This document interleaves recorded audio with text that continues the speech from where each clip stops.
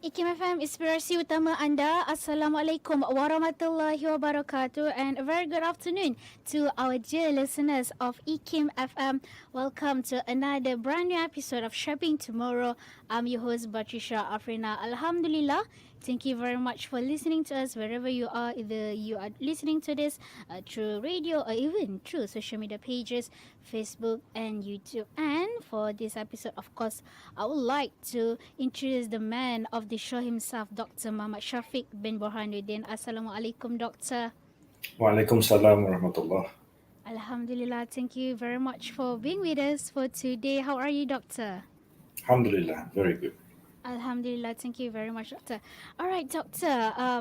For the last episode, the previous episode, we talked about the first part of the Islamic civilization in a multipolar world order. And in the last episode, you mentioned about how Islamic civilization is a living civilization, not a dead civilization. And we talked a lot in the previous episode, and I'm sure you would like to continue more on this episode. So, Doctor, I pass down the Thank you, Ms. Patricia. Bismillahirrahmanirrahim.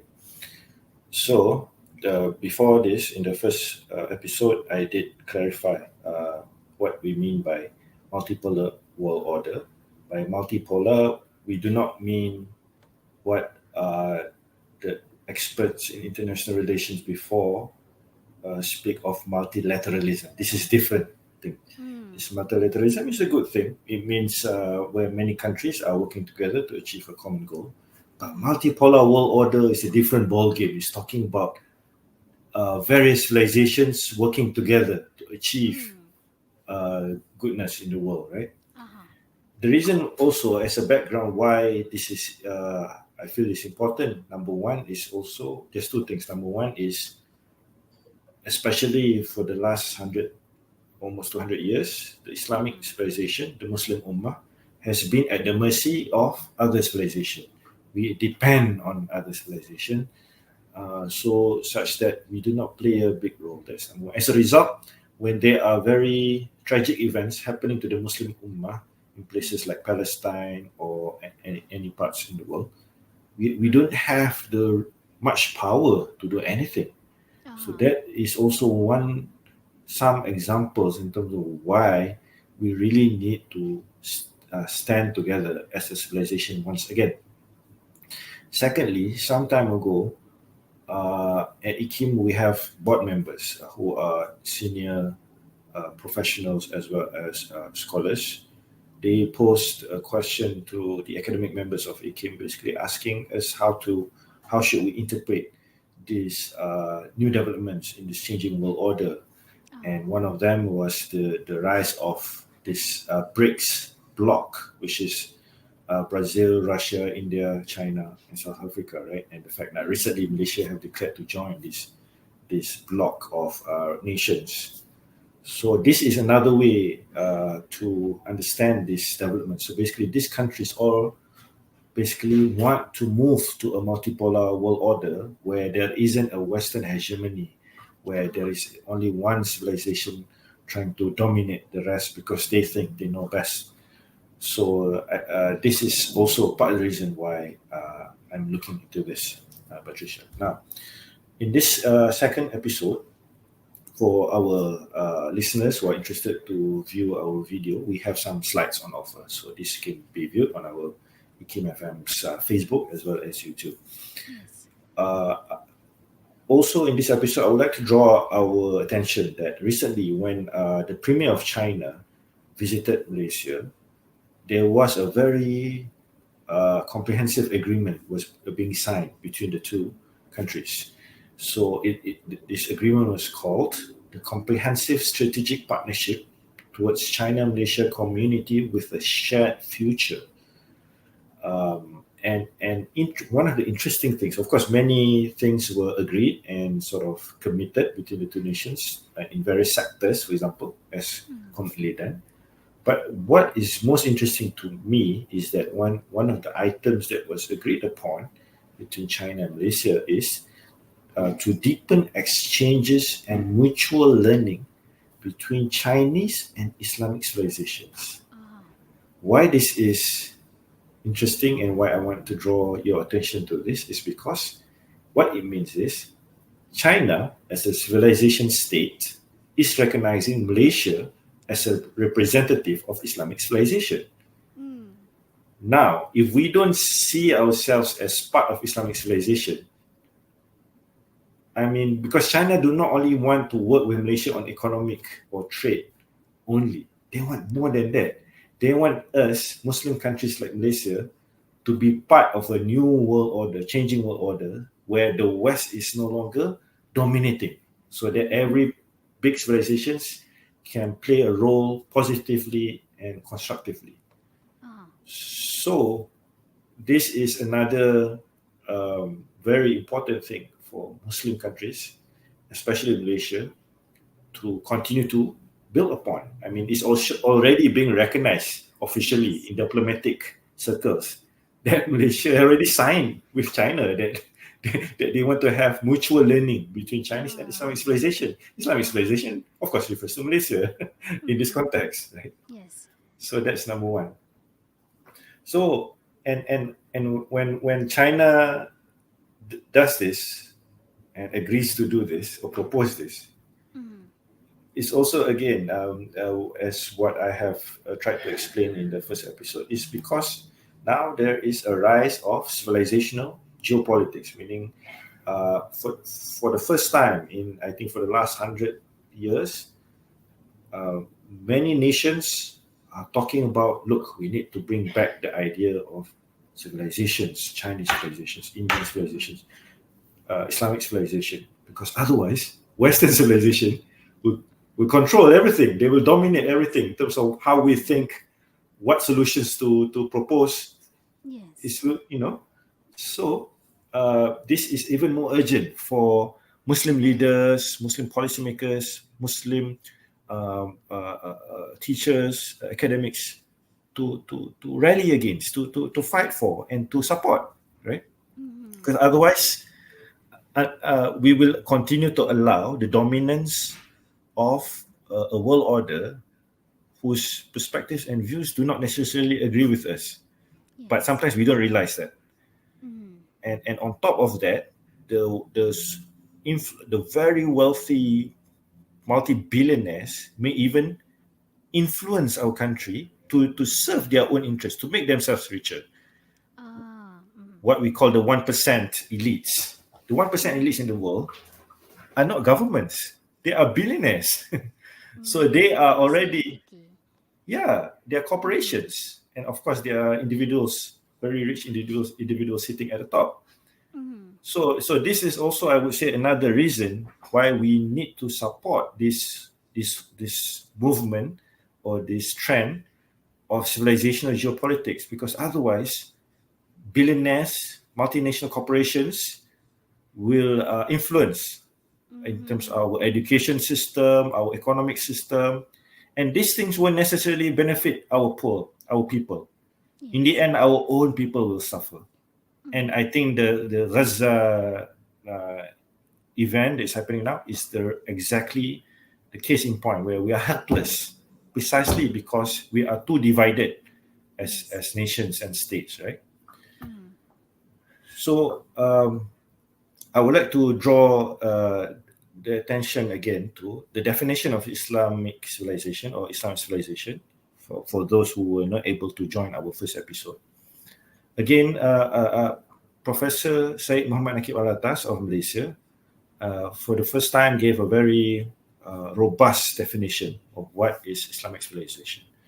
Because although the ulama, the scholars, the Muslim thinkers for many centuries already knew that Muslim or Islam also produces civilization and is proven in history, but they did not bother to give a definition because the idea was very clear. But now, in the modern times, where many people, educated people, many most educated Muslims are no longer aware what is the meaning of Islamic civilization, there is need for us to understand what is the definition of Islamic civilization. So it basically means that that, uh, that for the Muslims or for Islam, there are very large communities who Mm-hmm. may be very diverse in terms of their cultures, but they have a unity in terms of the understanding of the religion of Islam and Yes. and what it means to Mm-hmm. believe in Islam and to practice it, right? So there's a Mm-hmm. unity in diversity.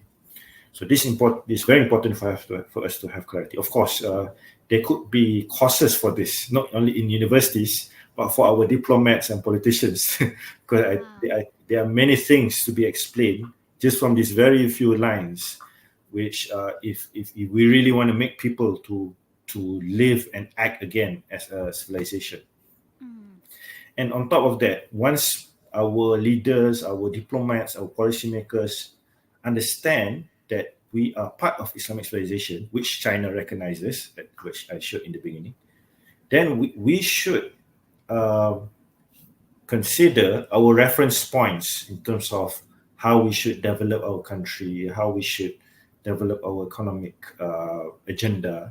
Mm-hmm. The reference point should not be usually for some time in Muslim nations, we ask foreign consultants, mostly from the West, to advise us what is the model we should adopt. And usually it's a Western model, Ah. which sometimes do not Yes. suit the Muslim civilization, the Islamic civilization, right? Yes.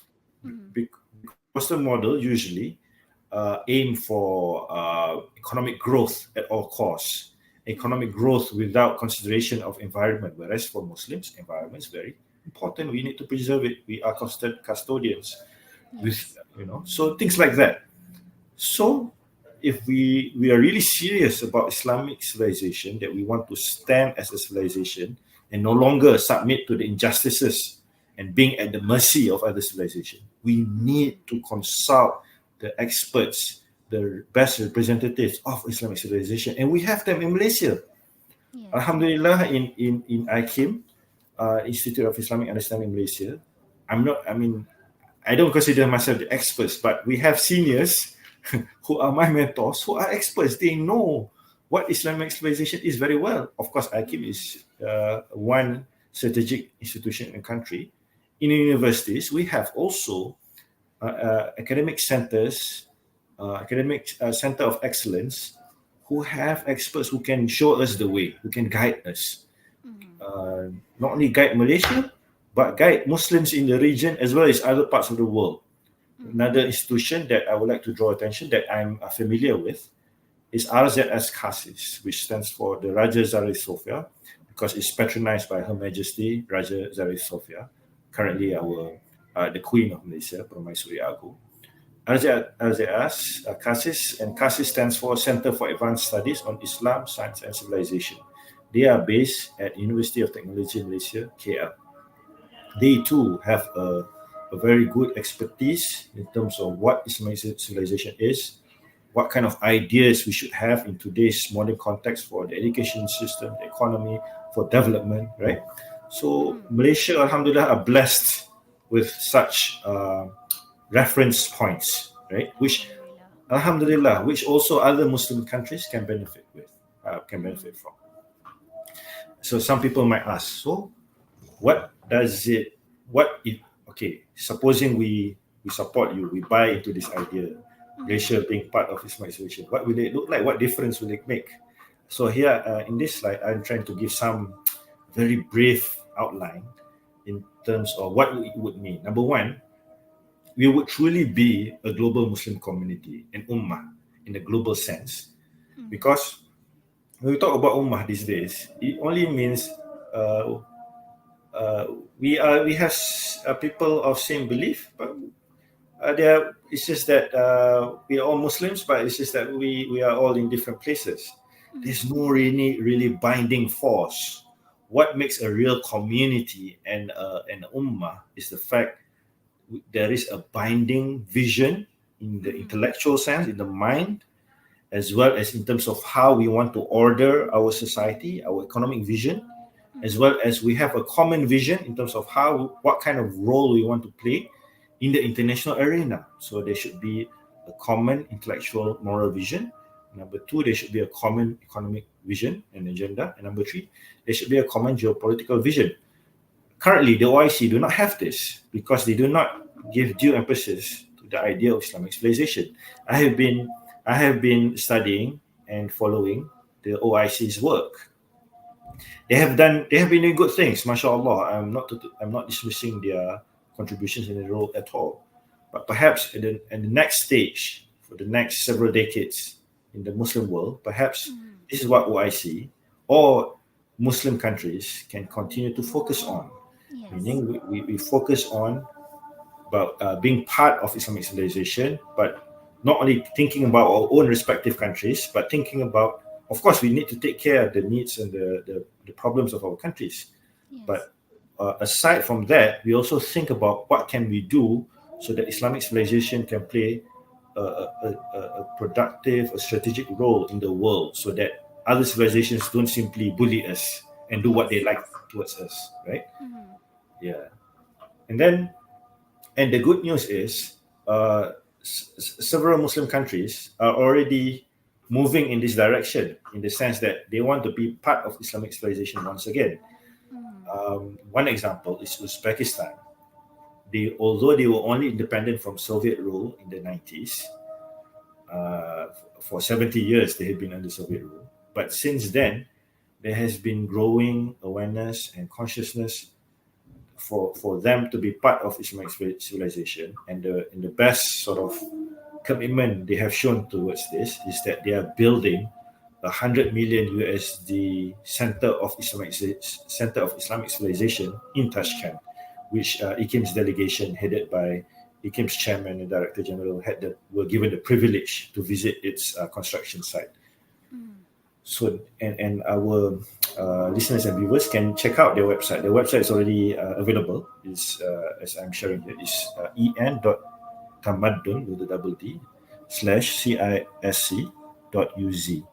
So you can see what Uzbekistan Center of Islamic Civilization trying to do. It's not only a museum, but they want to make it also like a reference center for Muslims in the Central Asia, so that they not only be inspired, but they can have some kind of a agenda or a plan, so that they can develop their countries as part of Islamic civilization. Okay?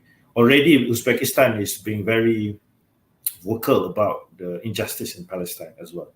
So you can see Uzbekistan is trying to lead by example and to show, this is not just to gain popularity for their political campaign, but they are really putting their money where the commitment is.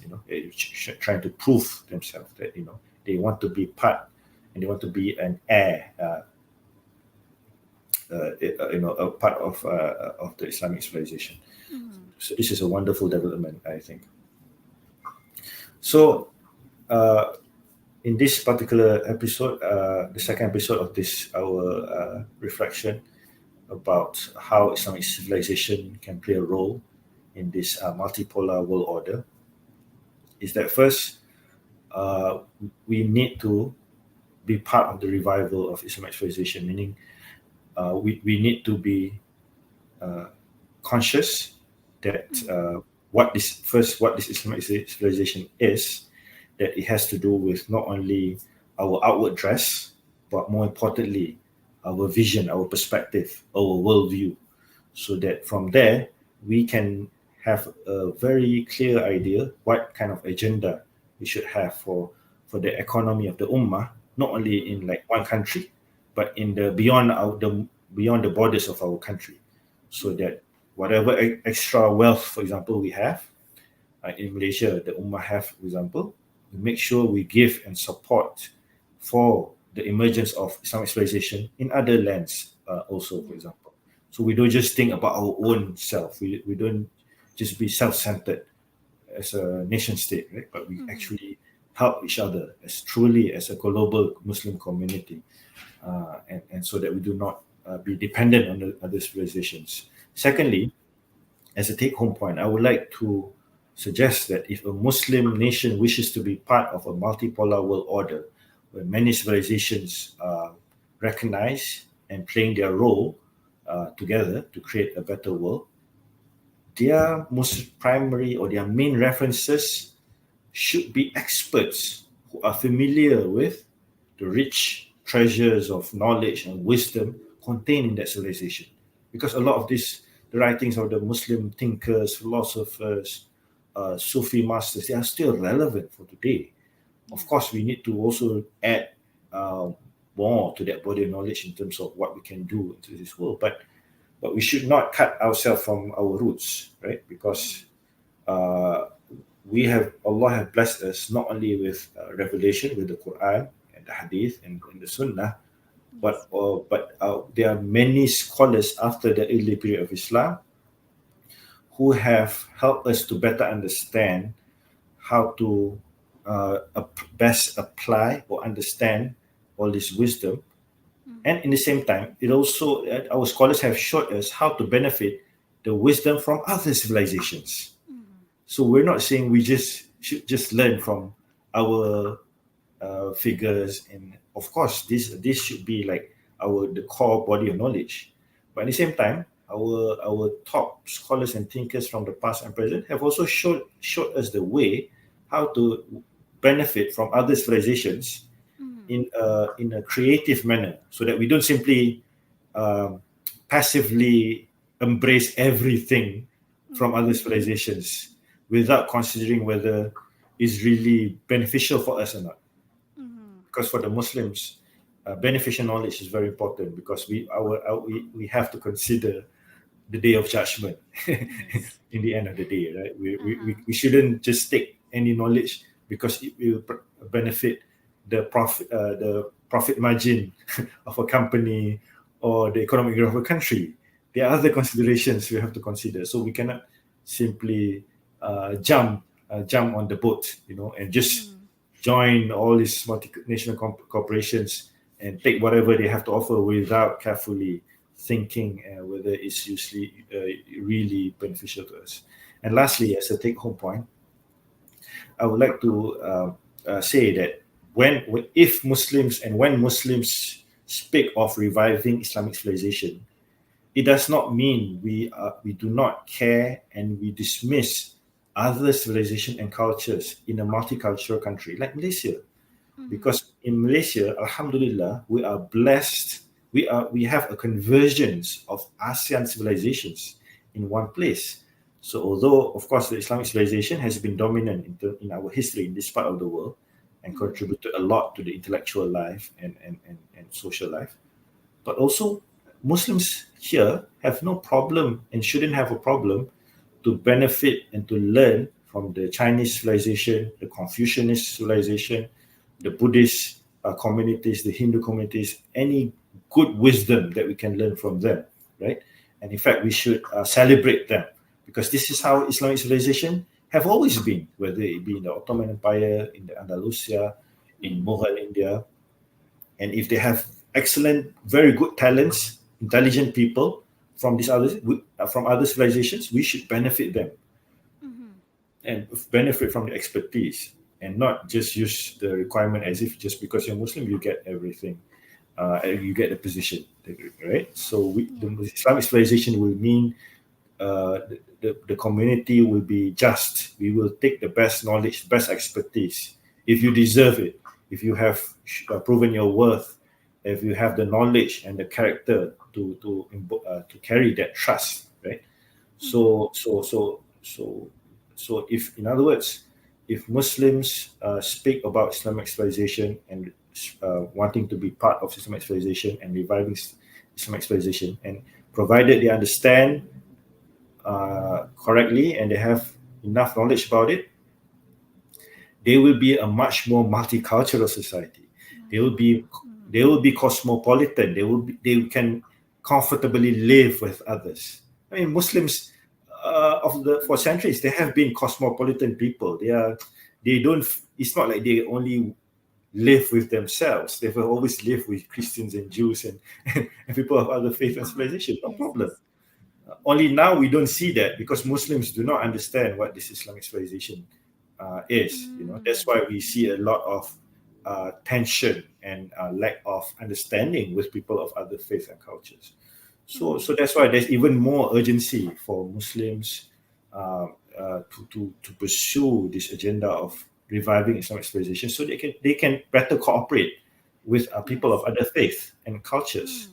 So I see this is a win-win for all. It's not like only win for the Muslims or one community. It's a win-win for all if we pursue this agenda of Islamic civilization in Malaysia or in the Muslim world in the context of MashaAllah. a multipolar world order. Wallahu a'lam. Thank you, Ms. Patricia.